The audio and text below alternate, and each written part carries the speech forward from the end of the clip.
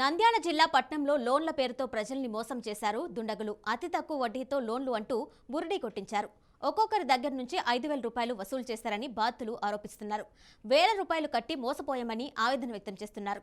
కొందరికి మొదట లోన్ల రూపంలో గ్రైండర్లు ఇచ్చి మోసం చేశారు.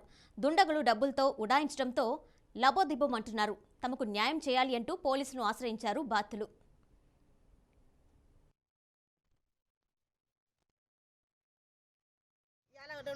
రెండు రేషన్ కార్డు జిరాక్స్, ఒకటి ఫోటో, ఒకటి ఆధార్ కార్డు జిరాక్స్ పెట్టుకోండమ్మా, ఇలా డబ్బులు ఇస్తా అని చెప్పినాం.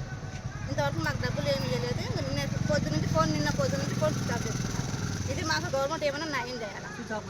ఎంతమంది మోసం చేశారు, ఎక్కడెక్కడ మోసం చేశారు, ఏమని చెప్తున్నారు? ఇక్కడ సార్ మాకైతే ఇక్కడ 10 మంది 13 మంది మాకు గ్రూప్ అయినారు. ఈస్ట్ కాలనీ 34 వార్డు, ఇంకొకటి వచ్చేసి 30 ఇది శ్యామ్ నగర్ సార్, అక్కడ 35 మంది జమ అయినారు. ఇంకొకటి వచ్చి సాయిబాబా నగర్లో ఆడ 10 మంది గ్రూప్ అని పెట్టిన సార్, ఇంకా ఆడకైతే పోలేదు. వాళ్ళు ఆశ పెట్టుకున్నారు వస్తాడేమో అని. అదే సార్ మాకు జరిగింది.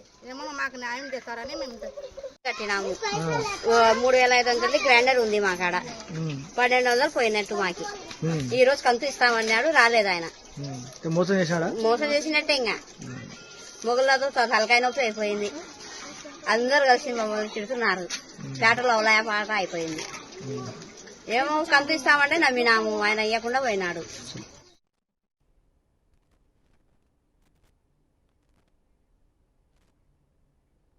నంద్యాల జిల్లా పట్నంలో లోన్ల పేరుతో ప్రజల్ని మోసం చేశారు దుండగులు. అతి తక్కువ వడ్డీతో లోన్లు అంటూ బుడ్డి కొట్టించారు.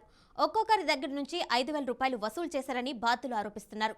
వేల రూపాయలు కట్టి మోసపోయామని ఆవేదన వ్యక్తం చేస్తున్నారు. కొందరికి మొదట లోన్ల రూపంలో గ్రైండర్లు ఇచ్చి మోసం చేశారు. దుండగులు డబ్బులతో ఉడాయించడంతో లబోదిబ్బమంటున్నారు. తమకు న్యాయం చేయాలి అంటూ పోలీసులను ఆశ్రయించారు బాధితులు. ఇక ఇదే అంశం సంబంధించి మరింత సమాచారం మా ప్రతినిధి బసవరాజ్ అందిస్తారు. బసవరాజ్, చెప్పండి, నంద్యాల జిల్లాలో లోన్ల రూపంతో మోసం చేశారని తెలిసింది, ఫుల్ డీటెయిల్స్ ఇవ్వండి. అవునండి, మన మహాలక్ష్మి హోమ్ ఫైనాన్స్ ఏదైతే ఒక పాంప్లెట్ మీద వాళ్ళు వచ్చారో కొంతమంది గుంటూరు విజయవాడ నుంచి వచ్చారని మనకు తెలుస్తా ఉంది. బాధితుల యొక్క ఆవేదన బట్టి వీళ్ళు మహాలక్ష్మి హోమ్ అండ్ ఫైనాన్స్ ద్వారా గ్రూపులుగా ఏర్పడితే 50,000 నుంచి 1,00,000 వరకు లోన్స్ ఇస్తాము. ముందుగా మీరు మినిమం రుసుము కింద 3,500 నుంచి 5,000 వరకు కట్టినట్లయితే లోన్ శాంక్షన్ అవుతుందని అందరికి చెప్పారు.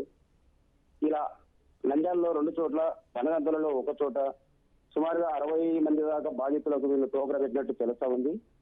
ఇలా బాధితులు గ్రూప్ గా ఏర్పడితే లోన్ వస్తుంది, మేము పొదుపుగా ఏర్పడి గ్రూప్ గా ఏర్పడి ఇన్స్టాల్మెంట్ కట్టుకుంటామనే ఒక ఉద్దేశంతో ముందుగానే ఒక్కొక్క గ్రూప్ నుంచి 5,000 ఒక్కొక్కరు ఇవ్వడం జరిగింది. అయితే చివరికి కొందరికి గ్రైండర్లు ఇచ్చి ఆశ చూసి ఈ గ్రైండర్ ద్వారా మీరు తీసుకున్నట్లయితే 50,000 లేదా 1,00,000 శాంక్షన్ చేస్తామని చెప్పారు. ఆ తర్వాత కొందరు గ్రైండర్లు తీసుకున్నారు, కొందరికైతే అసలు ఇవ్వలేదు.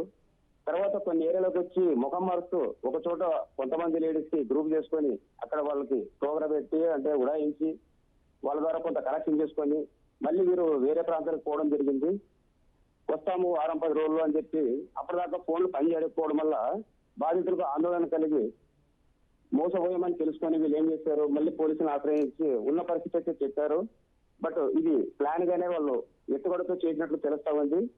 ఈ విధంగా సుమారుగా అంటే మనకు వచ్చిన సమాచారం మేరకు 3 లక్షల మేర ఏదైతే నంద్యాల బనగానపల్లి నియోజకవర్గంలో ఉంటుందో 3 లక్షల మేర టోకరా పెట్టినట్టు తెలుస్తుంది.